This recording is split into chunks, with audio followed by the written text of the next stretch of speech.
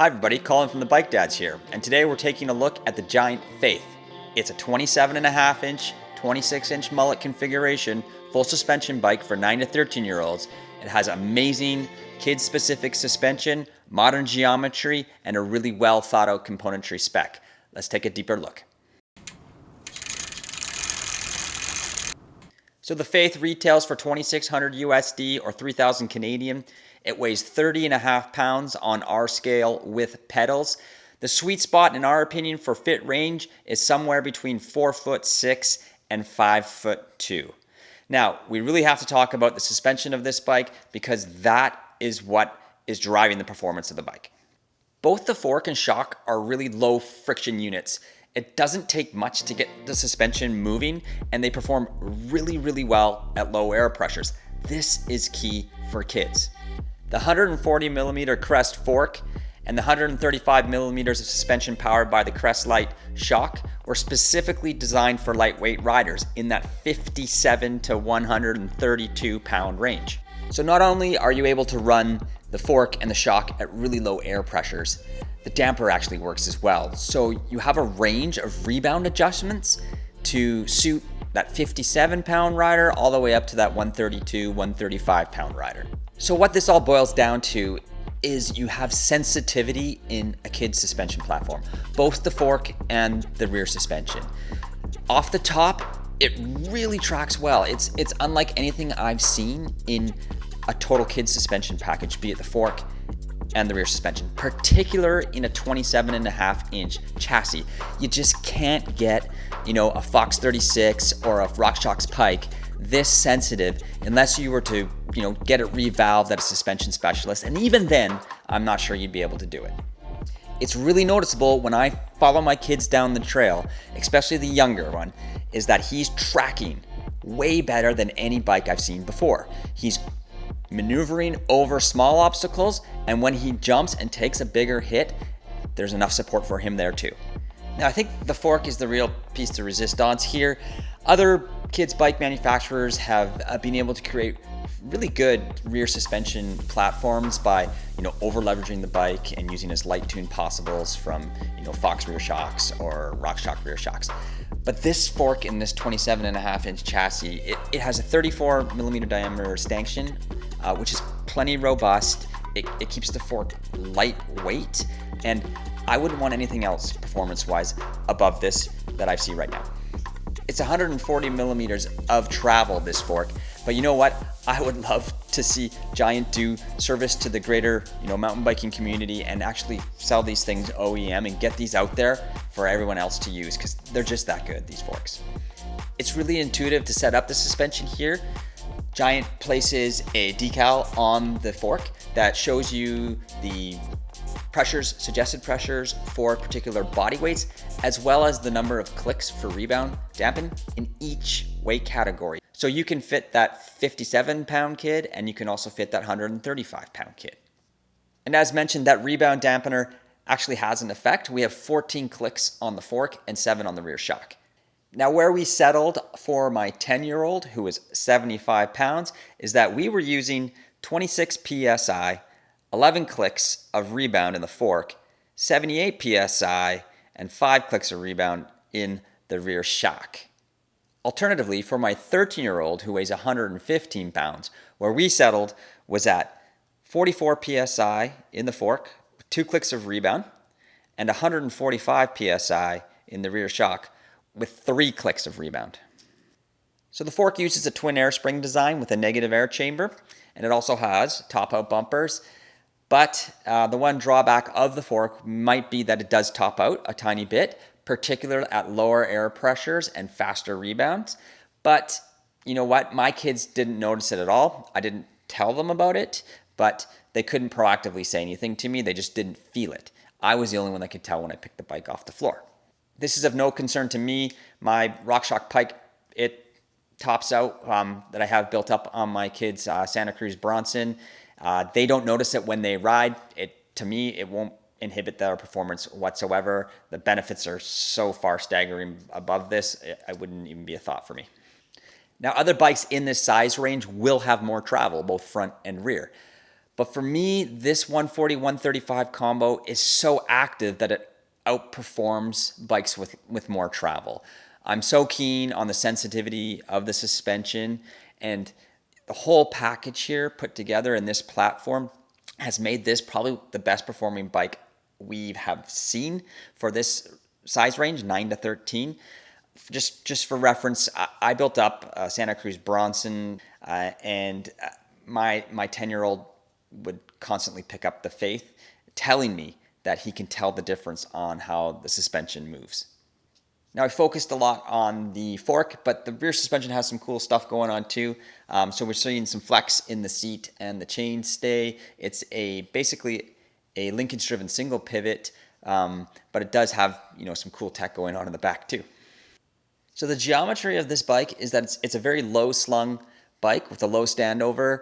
It has about a 410 millimeter reach and a 64.5-degree head angle. So these are numbers like you'd see in a size small adult bike a few years back, but don't let that scare you for the kids. Like I say, my child, my youngest, he's 4'6", and he fits this bike almost perfect. He's definitely on the smaller end of the spectrum, but because of the standover and because of the weight of the bike, he's able to handle it really, really well.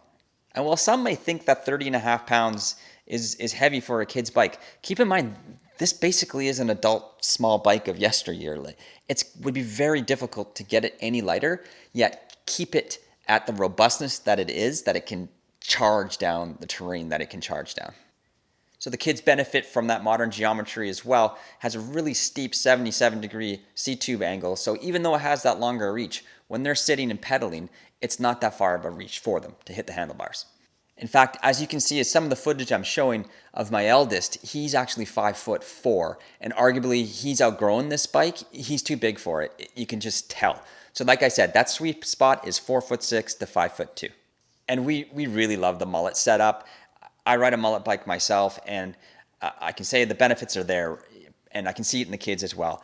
My youngest, he can turn the bike into turns a lot better than when I've seen him ride a dual 27.5-inch bike. And he can also hang off the back a bit if he's riding in more steeper or a challenging obstacle where he really needs to get off the back of the bike. He's not buzzing his butt like he was when I saw him ride a full 27.5-inch bike. And while yes, they could have went and spec'd it 26 front and back, I still see the benefits of having that bigger wheel up front. You just roll over stuff more, you carry your speed better. And when we combined it with the suspension here, you can actually ride your tire pressure a bit more because you have that sensitivity built in to the fork and the rear shock. You don't have to rely on tire pressure so much for that small bump dampening. It just really is a fantastic package. So let's jump into the build a little bit, and the components here are really well thought out. To hit that price point, of 3,000 Canadian or 2,600 USD, they had to come up with a build that had value and both performance. And you know what? I think they did it. First off is the kid-specific dropper post. So it's 100 millimeters of drop, and I would say this is really great for the kids in the smaller end of the fit spectrum. So we had basically the post slammed to the collar, and my 4'6" son could operate the post no problem. In fact, I'd say it's probably the best post I've seen for kids to operate, lightweight kids. It didn't take a lot of effort to get the lever actuated, and the weight on the seat, it was negligible to get it to drop. But droppers, you need to adjust the length to the height of your kiddo. So I like that they spec'd the shorter dropper, because when they get older, you're going to be looking to probably get a longer dropper post, maybe one from 1UP or P&W, where you can shim the post to various lengths and adjust it as they grow. It just makes sense. So a great spec was the drivetrain. They went with the Microshift Advent X, the 10-speed system, and that comes with a cassette that ranges from 11 to 48 tooth. Now this was plenty of range, although the jump from gear to gear is a bit bigger, but the kids won't notice the difference probably from a Shimano 12-speed or a SRAM 12-speed system. You just got to make sure they don't hammer through gears. It's just take one, adjust, take another if you need to. And not only is it the cost that makes the Advent X system so great, is that the rear cassette's really light. It's equivalent to a Shimano XT rear cassette. So optimizing the suspension, you want a lower weight cassette, and that's what they've done here at Giant. Another standout is the wheel set and tire combo. This uses the TRA, Giant's in-house wheel set. It's fantastic. It's a loud hub, so you know where kiddo is at all times behind you. It works great. The rims are 30 mil internal widths, so when you mount them to the 2.5 front, 2.4 Maxxis Minion tires, you get a nice wide tire, which is what you want, especially in this bike, because this bike absolutely charges. So if you have a hard charging kid, you've got a great bike. But also, if you've got a lightweight kid that's a little more timid, you have a bike with suspension that works for them. It really does run the paradigm for skill sets of kids. Now, another value choice on the bills would be the Tektro hydraulic brakes. 180 front, 160 rear.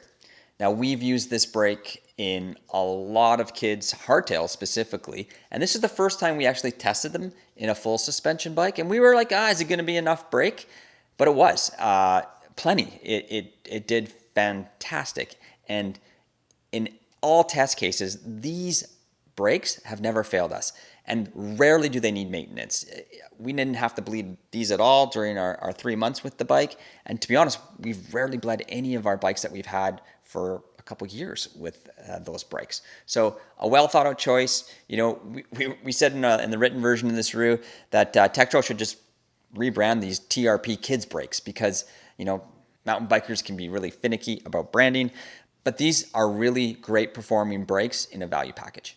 Now, I gotta say, a lot of, you know, bike product managers that are speccing kids bikes, they make, in our opinion, decisions that you're like, why'd you do that?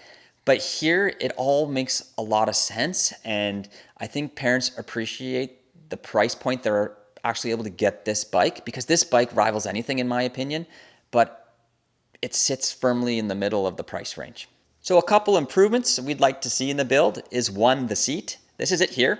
So this is perfectly fine for an adult, but for a kid 4'6", it's just too big. It's the same size seat basically as what I ride on my bike. So definitely want to see something smaller, and we'd probably be favoring the smaller size kid that can fit the Faith, and then we'd purchase something bigger if need be. The other would be the 155 millimeter cranks. Now, again, I think it's just too big. I would like to see something in the 145 to 150 range, because I think it does better for the total fit range of the bike. You'd be able to service the 4'6" kid as well as the 5'2". Even at 5'2", 155 is arguably a tiny bit too long, although they manage fine. But just for optimization, I mean, this bike is near perfect. You could make it perfect by just a tiny bit shorter cranks. So thanks for making it this far. So now I'll tell you what I think this bike is for. I think this sits right in the all-rounder category, that all-mountain category. It's not a light-duty trail bike, and it's not a bike park specific bike. It's somewhere in between. So if you're someone who just rides bike park all the time with your kiddo, and the kiddo just rides bike park, maybe you'd go to something with a little more travel. However, if you pedal a little bit, or you split your time half and half between bike park and trail riding, this thing is an absolute killer. That active suspension, that really great modern trail geometry that's really aggressive, yet the light weight of the bike allows the kids to maneuver it, allows them to excel in almost all areas of riding mountain bikes. So you combine this amazing sensitive suspension for kids, a great geometry, and that well thought out parts spec that gives you a really nice price point. This bike kind of sets a new standard for sort of all-round mountain bike for that 9 to 13-year-old. So if you think I'm being too hawkish on this bike, I invite you to go down to your local Giant dealer, have a look at it yourself, give it a squish test, and I think you'll be surprised to see just how sensitive this suspension is. I was skeptical at first. The other bike dad, Jacko, he was the one that told me about the bike. He was up at Crankworks Whistler and had a chance to see the bike himself, and he sent me a text and you got to see this thing. It's unbelievable. And you know what? I've truly been impressed. I think this is pushing kids' mountain bikes in the right direction. Like I said, I'd love to see the fork and even the rear shock offered OEMs so that other manufacturers can, take advantage of such a great innovative product. So whether you're trail riding or your kids tackling, technical descents or, ripping jump lines, have a look at the Faith. It can encompass all those riding categories. For more details on the Faith, have a look at our written review on our website, www.thebikedads.com, and we'll see the rest of you on the trails.